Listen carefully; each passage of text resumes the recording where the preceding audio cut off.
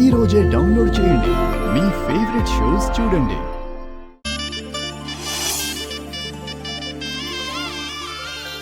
Hello, గుమ్మానికి అడ్డంగా కూర్చొని ఏం చేస్తున్నావు? కనిపించట్లేదా?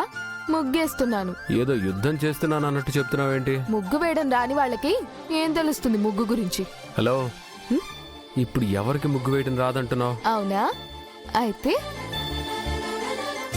తీసుకోండి, ముగ్గేయండి.